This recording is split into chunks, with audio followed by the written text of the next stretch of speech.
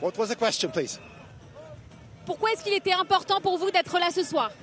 Je suis là comme des centaines de milliers d'Israéliens qui protestent à ce moment, pas seulement en face de la maison du Premier ministre Netanyahou, mais dans tout le pays.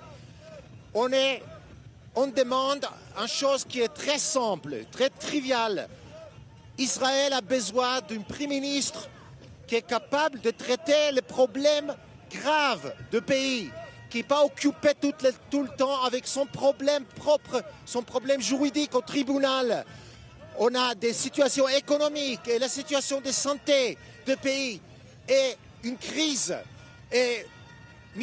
Netanyahou est en panique parce que tout le jour, il est obligé de s'occuper avec son problème personnel. Et on a le droit d'avoir un Premier ministre qui prend en charge notre problème, le problème du pays.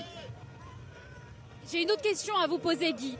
Pourquoi est-ce que la plupart des manifestants considèrent que le pouvoir accordé à Netanyahou est une insulte à la démocratie, sachant qu'il a été élu, je le rappelle, ou en tout cas que le Likoud a remporté un certain nombre de sièges aux 3 dernières élections. Pourquoi est-ce que le fait qu'il ait aujourd'hui le pouvoir constitue un déni de démocratie? Expliquez-nous. Premièrement, il faut reconnaître que 62 des 120 membres de Parlement ont été élus par le parti qu'ils ont déclaré avant l'élection qu'ils ne veulent pas avoir Bibi. Ça veut dire que la volonté des peuples a été qu'il ne sera pas Premier ministre.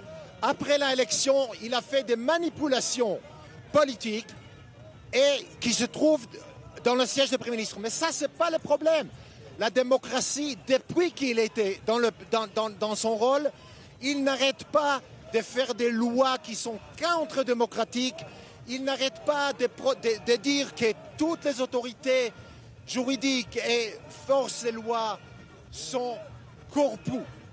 D'accord, merci beaucoup Guy pour votre témoignage. Merci beaucoup Guy pour ce témoignage donc ce soir à Jérusalem lors de cette manifestation donc contre le Premier ministre.